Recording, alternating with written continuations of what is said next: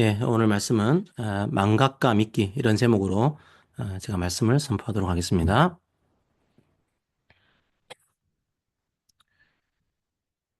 어제 아들이 오랜만에 군에서 휴가를 났습니다. 그 완전 군장을 하고 행군을 끝내고 온 그 휴가였습니다. 행군이 끝나서 기분은 좋았을 겁니다. 하지만 힘들었겠죠. 그 말은 안 하지만 저녁할 날만 기다리고 있을 겁니다. 예, 토요일에 설교문을 쓰고 저녁에 집에 가면 아들을 만나게 될 겁니다. 뭐라고 말해야 할까요? 예, 보자마자 대뜸 난 목사고 넌 목사의 아들이야. 그러니까 군대에서도 행동을 조심해야 해. 이런 말을 하게 될까요? 뭐 그렇지는 않을 것 같습니다. 뭐라고 할까요? 밥 먹었어? 같이 밥 먹을까? 치킨에 콜라? 오케이. 이런 말을 하지 않을까요? 네, 아마 그럴 것 같습니다. 웃으면서 같이 밥을 먹고 군 생활 어땠는지 얘기하지 않을까요? 저는 아마 예수님 시대에 바리새인들하고 같이 밥을 먹었으면 체했을 것 같습니다. 바리새인들이 저하고 같이 밥을 먹었으면 나는 너 같은 죄인하고는 같이 밥 안 먹어. 그렇게 말하면서 바리새인들이 뛰쳐나갔을 것 같습니다. 아니면 밥 먹기 전에 유대인들의 정결법을 얘기하면서 검열을 했을 것 같습니다. 혹시 정결법을 어기지 않았니? 제대로 손 씻은 거 맞아?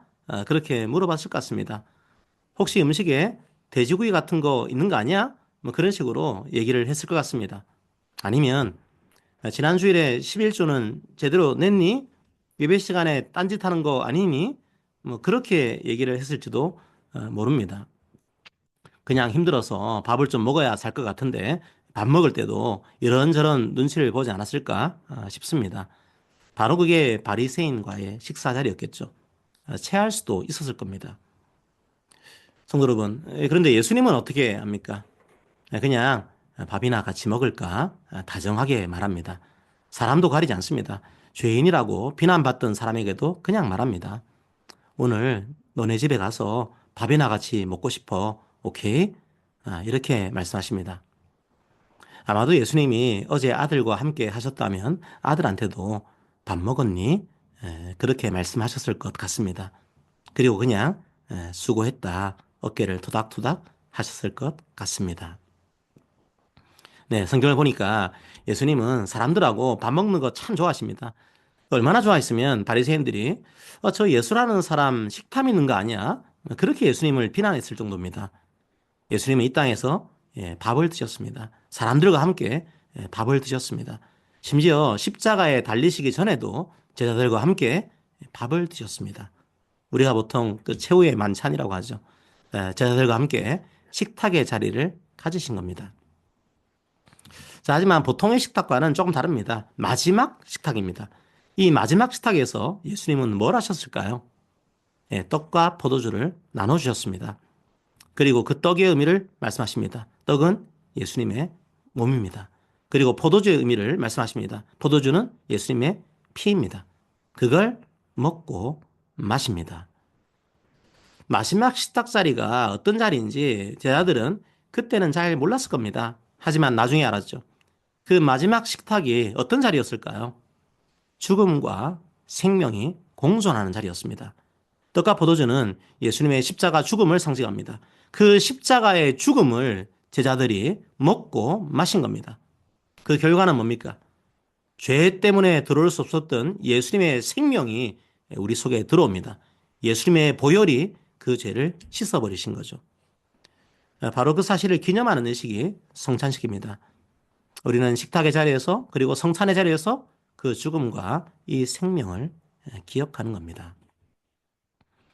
그리고 요한복음에서는 또 하나의 사건이 나옵니다. 바로 세족식입니다. 예수님께서 제자들의 발을 씻겨주신 거죠. 예수님의 십자가를 믿고 생명을 얻은 다음에 제자들이 어떻게 살아야 할지를 미리 보여주신 겁니다. 어떻게 살아가는 겁니까? 세족식이 상징하는 건 뭡니까? 13장 34절을 보십시오. 새 계명을 너희에게 주노니 서로 사랑하라. 내가 너희를 사랑할 것 같이 너희도 서로 사랑하라. 예수님은 서로 사랑하라는 명령을 하십니다. 자, 왜 이런 말씀을 하셨을까요? 혼자서는 버틸 수 없기 때문입니다. 서로 사랑해야 이 세상을 견딜 수 있기 때문입니다. 서로 사랑해야 살 수 있기 때문입니다. 나그네처럼 살고 있는 이 땅에서 성도들이 생명력 있게 살기 위해서는 같이 밥을 먹으면서 서로 사랑해야 하기 때문입니다. 예수님이 없는 세상에서 그들은 살아가야 합니다. 얼마나 두려울까요? 얼마나 무서울까요? 그래서 예수님은 서로 사랑하라 말씀하십니다. 서로 사랑하면 살아갈 수 있다. 그렇게 말씀하신 겁니다. 바로 그게 마지막 식탁에서 예수님이 하신 말씀입니다. 여러분, 다음 주는 부활주일입니다. 함께 모여서 성찬 예식을 하고 식사의 교제를 할 겁니다. 그 자리에서 주님의 몸과 피로 허락하신 생명을 누리시기를 축복합니다. 그 생명을 기억하시기를 축복합니다. 그리고 주님께서 말씀하신 서로 사랑의 은혜도 누리시기를 축복합니다. 자, 그런데 오늘은 조금 다른 말씀도 드릴까 합니다. 마지막 식탁의 자리에서 저는 조금 다른 장면을 봤습니다. 그게 오늘 읽은 본문입니다. 예전에는 그냥 읽고 넘겼던 본문인데 이번에는 이 장면이 눈에 들어왔습니다. 자, 생각해 봅시다. 지금 예수님은 떡과 포도주가 바로 자신의 몸과 피라고 말씀하십니다. 그리고 제 아들은 식탁의 자리에서 앞으로 주님의 십자가를 기억하게 될 겁니다. 자, 그래서 주님께서 주신 생명을 누리게 될 겁니다. 동시에 주님은 제 아들의 발을 씻기면서 서로 섬기고 사랑하라고 말씀하셨습니다.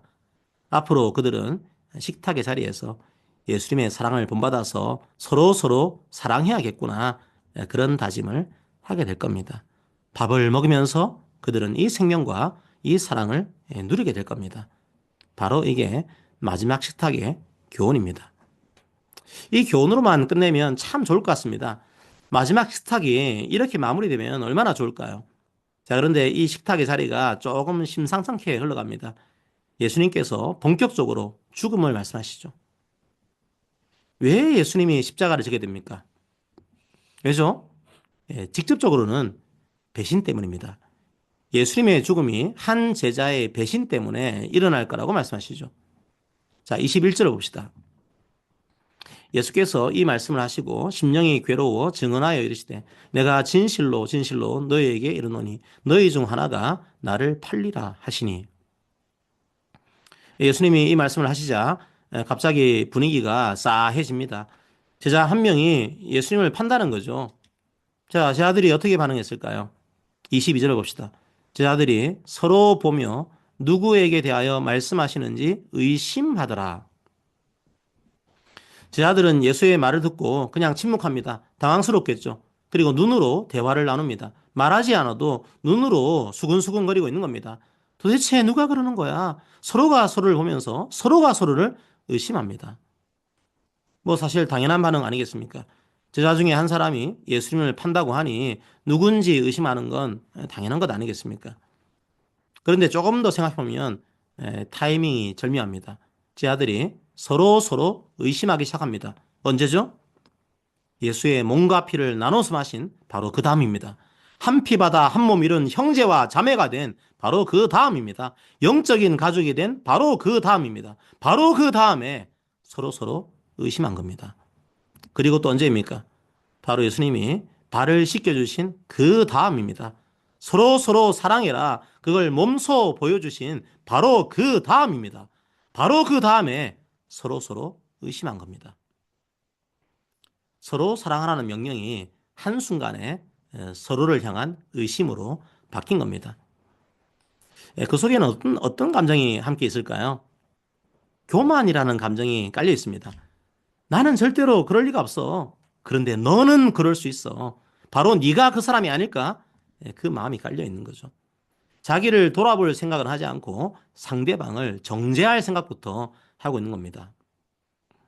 성도 여러분, 제자들만 그렇습니까? 우리들도 그렇지 않습니까? 예배 시간에 우리는 계속 말씀을 듣습니다. 교회는 서로 사랑해야 합니다. 교회는 서로 생명을 나눠야 합니다. 계속 그런 설교를 듣습니다. 그런데 바로 예배 시간이 끝나자마자 예배당 문을 나서자마자 너무나 쉽게 그 말씀을 잊어버리지 않습니까? 뭐 밥을 따로 지어서 대접하는 교회가 있다고 가정해 봅시다. 예배를 마치고 1시간도 지나지 않았는데 교회에서 주는 밥이 맛이 있니 없니를 가지고 다툽니다. 왜 저런 옷을 예배당에 입고 왔냐고 수근거립니다. 예배 시간에 앞에서 졸았다고 비난합니다. 왜 이렇게 우리 교회는 사람들이 적냐? 목사와 장로를 비난합니다. 서로가 서로를 의심하고 비난합니다. 언제죠? 바로 서로 사랑해라. 서로 생명을 나눠라. 그 말씀을 들은 바로 그 다음입니다. 성도 여러분, 우리 앞에 놓여진 식탁은 너무나 풍성합니다. 그 식탁에 놓여 있는 것들이 뭡니까? 떡과 포도주가 놓여 있습니다. 예수님의 십자가 사랑이 놓여 있는 겁니다. 바로 그 사랑으로 얻게 된 생명이 그 식탁의 자리에 놓여 있는 겁니다. 뭐 그것만 놓여 있습니까? 이제 그 생명을 얻게 된 자들이 함께 나누는 서로 사랑의 열매가 그 식탁에 놓여 있습니다. 얼마나 풍성한 식탁입니까? 얼마나 감사한 식탁입니까? 그 식탁의 자리를 누리시기를 권면합니다. 하지만 오늘 본문을 보시면 그 풍성한 식탁에 몇 개의 유혹들도 함께 놓여 있습니다. 이 식탁의 생명을 누려야 하는데, 그 은혜를 즐겨야 하는데, 그 사랑을 나눠야 하는데 이 식탁의 풍성함을 무너뜨리는 유혹이 있습니다. 매일매일 그 아름다운 식탁의 자리에 그런 유혹이 있습니다. 어떤 유혹입니까? 망각의 유혹입니다. 자, 우리 교회는 매일매일 말씀을 함께 올리고 나누고 있습니다. 왜 말씀을 올려드리고 있을까요? 그 말씀을 읽는 것 자체가 목적은 아닙니다. 말씀 읽기가 여러분의 율법이 되지 않기를 바랍니다. 하지만 매일매일 단 한 절이라도 말씀을 묵상하기를 권면합니다. 왜죠? 말씀이 없다면 이 험한 세상을 이길 수 없기 때문입니다. 말씀을 기억하지 않는다면 우리가 너무나 쉽게 유혹에 빠지기 때문입니다. 매일매일 우리는 말씀 속에서 생명을 경험해야 합니다. 매일매일 우리는 말씀 속에서 서로 사랑의 명령을 들어야 합니다. 월요일 아침부터 우리는 잊어버릴 수 있습니다. 출근길 지하철 안에서는 웃음이 아니라 한숨이 나옵니다. 월요일 회의 시간에는 상사와 회사에 대한 불만과 불평이 우리 삶을 채울 겁니다. 오늘 이 생명과 사랑의 풍성함을 들었지만 바로 내일 잊어버립니다. 망각이라는 과자를 먹은 것처럼 잊어버립니다. 이 망각이라는 유혹을 이기기 위해서는, 그래서 이 고단한 삶의 현장에서도 생명의 풍성함을 누리기 위해서는 우리는 매일매일 이 떡을 먹고 이 잔을 마셔야 합니다. 망각의 유혹에서 벗어나서 매일매일 이 생명을 누리시기를 권면합니다. 자, 그런데 오늘 성경 본문에서는 또 하나 이상한 장면이 나옵니다. 자, 도대체 누가 예수님을 배신해서 팔게 될까요? 제자들도 그게 참 궁금하지 않았을까요? 그래서 베드로가 예수의 품에 안긴 제자한테 물어보라고 머리짓을 하죠. 자, 대개는 예수의 품에 안긴 제자를 사도 요한이라고 생각합니다. 어쨌든 예수님께서 사랑하시는 그 제자가 예수님께 물어봅니다. 주여, 그 사람이 누굽니까? 그렇게 물어보죠. 여기까지는 그런 모양이다 그러면서 자연스럽게 성경을 읽어 나갔습니다. 그런데 예수님께서 어떤 대답을 하셨을까요? 바로 가룟 유다가 그다, 그렇게 말하지 않습니다. 뭐라고 말씀하시죠? 26절에 봅시다. 예수께서 대답하시되 내가 떡 한 조각을 적셔다 주는 자가 그니라 하시고 곧 한 조각을 적셔서 가룟 시몬의 아들 유다에게 주시니. 예수님은 가룟 유다가 바로 그 사람이다 이렇게 말씀하시지 않고 내가 떡 한 조각을 적셔다 주는 사람이 그 사람이다 그렇게 말씀하시죠. 그리고 떡에다가 포도주를 적셔서 가룟 유다에게 주십니다. 성도 여러분, 아까 제가 떡과 포도주를 뭐라고 말씀드렸습니까? 예수님의 살과 피를 상징한다 그렇게 말씀드렸습니다. 그 떡과 포도주를 먹고 마신다는 건 뭘 의미합니까? 예수님이 부활하신 후에 제 아들이 그 의미를 명확하게 알게 되죠. 내가 죄인이다. 그리고 주님께서 그 죄를 십자가로 용서하셨다. 그 사실을 진정으로 믿는다. 그걸 고백하는 겁니다. 예수님의 그 십자가 공로를 믿는 자는 누구나 생명을 얻습니다. 떡과 포도주를 먹고 마신다는 건 예수님이 주신 그 생명을 내가 믿음으로 받겠다는 겁니다. 신앙 고백을 하는 겁니다. 지금 예수님께서 가룟 유다에게 뭘 주십니까? 바로 그 생명의 상징인 떡과 포도주를 건네고 계신 겁니다. 가룟 유다가 이 떡을 받은 다음에 어떻게 해야 할까요? 이 떡을 받아든 순간 펑펑 눈물을 흘리는 게 정상 아닐까요? 이미 예수님은 내가 배신한 걸 알고 계시는구나. 가룟 유다는 깨달았을 겁니다. 그럼 그때라도 돌이켜야 하지 않을까요? 회개해야 하지 않을까요? 성도 여러분, 주님은 가룟 유다에게 기회를 주신 겁니다. 이 떡과 포도주는 내 살과 피란다. 이 떡과 포도주를 믿음으로 먹고 마시면 너는 영원한 생명을 얻을 거란다. 이제 이 식탁의 자리에서 이 떡을 먹으면서 영원한 생명을 누리겠니? 아니면 이 식탁의 자리를 떠나겠니? 한 번 더 기회를 주신 겁니다. 가룟 유다는 어떻게 합니까? 27절을 봅시다. 조각을 받은 후 곧 사탄이 그 속에 들어간지라. 이에 예수께서 유다에게 이르시되 네가 하는 일을 속히 하라 하시니. 떡 조각을 받은 후에도 가룟 유다는 돌이키지 않았습니다. 성도 여러분, 예수 그리스도의 십자가를 믿는 자들에게 성찬의 떡은 생명의 양식이 됩니다. 성찬의 포도주는 영원히 목마르지 않는 샘물이 됩니다. 하지만 가룟 유다에게 이 떡은 뭡니까? 생명의 양식이었습니까? 아닙니다. 이 떡은 죽음으로 인도하는 사탄의 미끼가 됩니다. 겉으로 볼 때는 같은 떡입니다. 하지만 누군가에게 이 떡은 생명이 되었고 누군가에게 이 떡은 죽음의 미끼가 되었습니다. 누군가에게 이 떡은 생명의 양식이 되지만 누군가에게 이 떡은 죄의 양식이 됩니다. 사도 바울의 말을 들어봅시다. 고린도전서 11장 28절과 29절을 읽어봅시다. 사람이 자기를 살피고 그 후에야 이 떡을 먹고 이 잔을 마실지니 주의 몸을 분별하지 못하고 먹고 마시는 자는 자기의 죄를 먹고 마시는 것이니라. 성도 여러분, 여러분 앞에 놓여진 떡이 주님께서 차리신 생명의 떡인지 사탄이 죽음으로 이끌어가는 미끼인지 분별하기를 원합니다. 눈앞에 놓여진 떡을 아무 생각 없이 먹어선 안 됩니다. 분별해야 합니다. 여전히 오늘날에도 누군가는 그 떡을 예수의 이름으로 포장할 겁니다. 그것도 보기 좋게 포장할 겁니다. 먹음직도 하고 보암직도 하고 지혜롭게 할 만큼 탐스럽기도 할 겁니다. 하지만 분별하십시오. 그 떡이 여러분을 생명으로 이끈다면 그 생명의 떡을 먹고 즐기십시오. 하지만 그 떡이 여러분을 죽음으로 이끈다면 그 떡은 사탄이 주는 미끼일 뿐입니다. 곡성이라는 공포 영화를 보면 황정민이라는 배우가 그런 대사를 하죠. 미끼를 물었다. 저는 교회가 미끼를 물지 않기를 바랍니다. 생명의 떡을 풍성하게 누리기를 바랍니다. 분별하기를 축복합니다.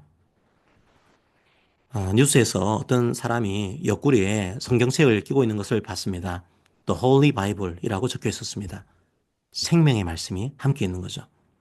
자, 그런데 그 사람의 입에서 나오는 말을 들었습니다. 상대방을 향한 저주가 그 입에서 나왔습니다. 상대방을 향한 혐오의 표현이 흘러 넘쳤습니다. 욕을 하고 상대를 향한 죽음을 말했습니다. 그런데 그 죽음을 하나님의 이름으로 외쳤습니다.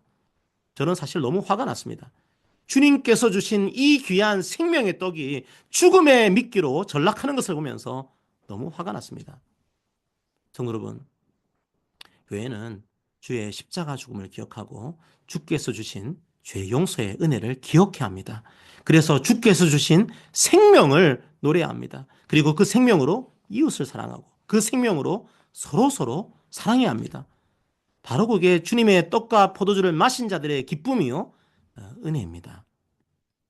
사탄은 주님께서 주신 그 귀한 생명의 떡을 미끼로 활용했습니다. 가룟 유다는 스스로 그 미끼를 물었습니다. 주님은 그 떡으로 자들에게 생명을 주셨지만 사탄은 그 떡으로 가룟 유다에게 죽음을 주었습니다. 대부분의 이단들이 그런 미끼를 줍니다. 말씀이라는 떡을 주는 것처럼 보입니다. 하지만 그 떡 속에 탐욕이 스며듭니다. 타인을 향한 정죄와 혐오가 새겨집니다. 때로는 기적을 행하면서 그 미끼를 탐닉하게 합니다. 그리고 결국 그 미끼를 물어버린 사람들을 영적 죽음의 나락으로 끌어내립니다. 이단만 그런 것은 아닙니다. 교회도 조심해야 합니다. 일부 극단적인 종교 지도자들이 건네는 떡을 조심하시기를 권면합니다. 입에 담기 힘든 저주를 설교 시간에 하는 목사를 본 적이 있습니다. 어떤 사람이 죽어야 한다 이런 설교를 하는 사람을 본 적이 있습니다.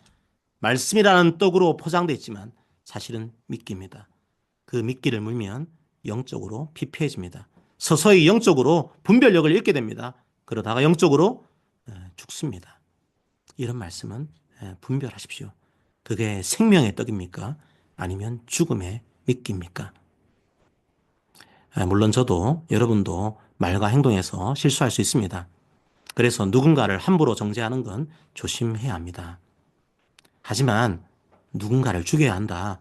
누군가가 사라지길 기도하자. 이 정도의 말은 분별해야 합니다.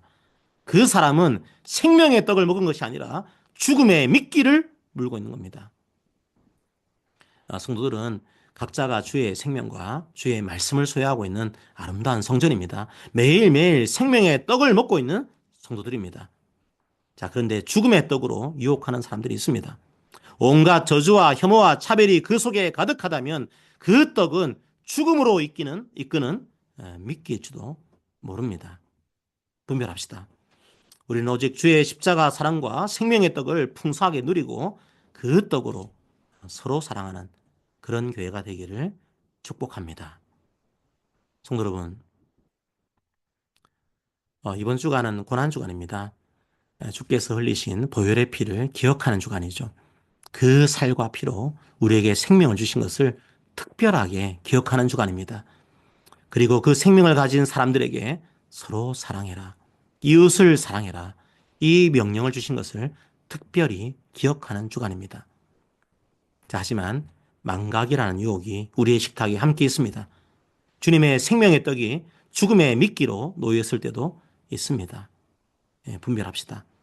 그래서 한 주간 주님의 고난과 생명과 그 사랑을 풍성하게 누리시기를 축복합니다. 가룟 유다처럼 밤의 세계에 미혹되지 않기를 바랍니다. 대낮처럼 밝은 주님의 세계를 누리시기를 축복합니다. 그래서 다음 주에 다시 만날 때는 주께서 허락하신 아름다운 식탁의 교제를 함께 나눌 수 있게 되기를 주님의 이름으로 축복합니다. 아멘. 자, 함께 우리 찬양합시다.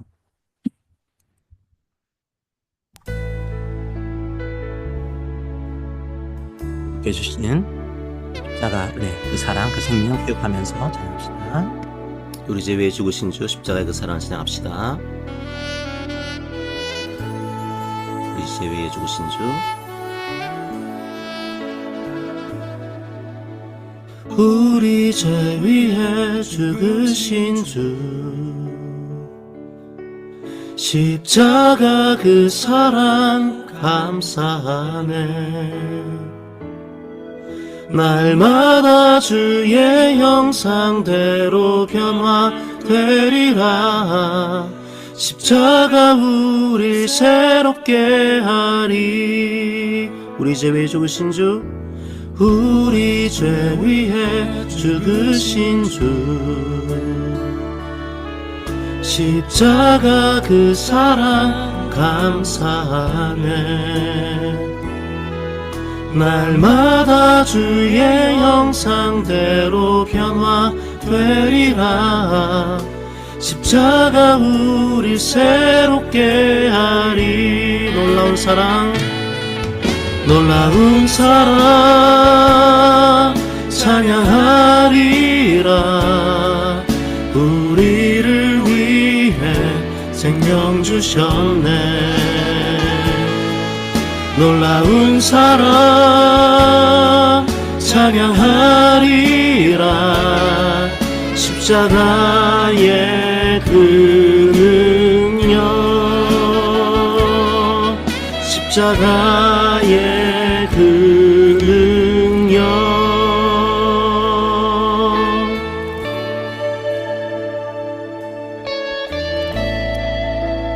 다시 한번 고백할까요? 우리 죄 위에 죽으신 주, 우리 죄 위에 죽으신 주, 십자가 그 사랑 감사하네. 날마다 주의 형상대로 변화되리라.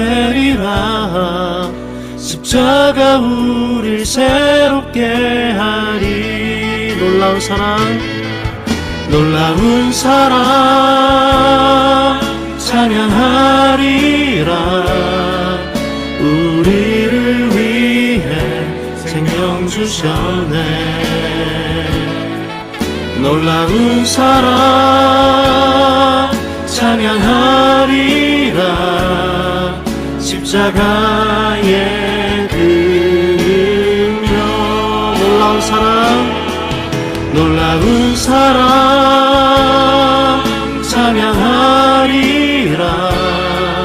우리를 위해 생명 주셨네.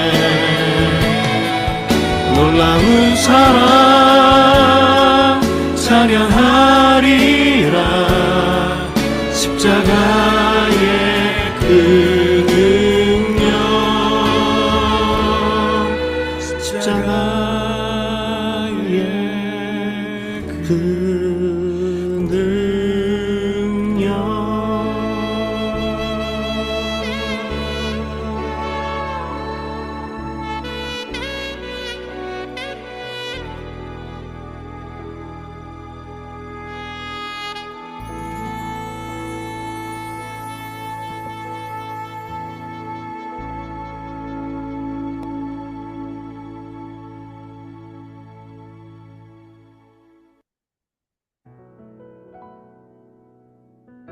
자, 우리 오늘 말씀을 기억하면서 기도합시다.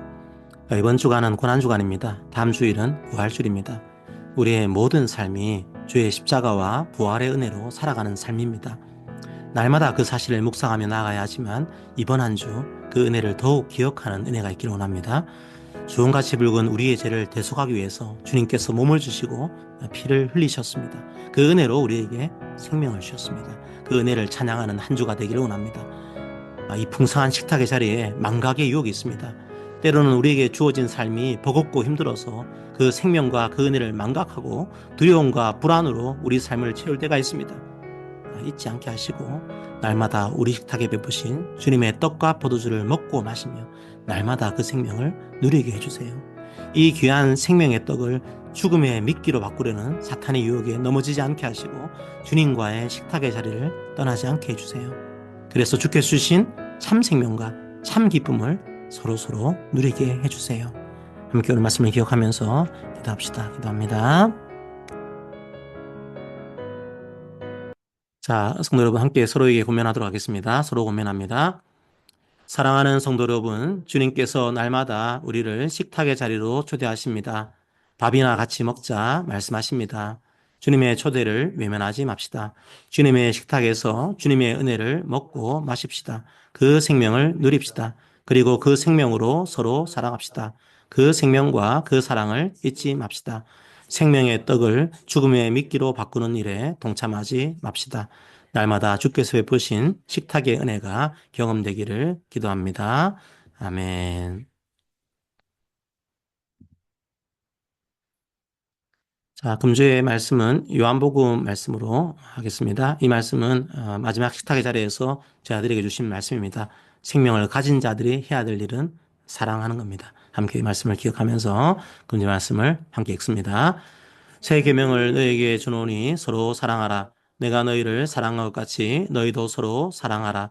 너희가 서로 사랑하면 이로써 모든 사람이 너희가 내 제자인 줄 알리라.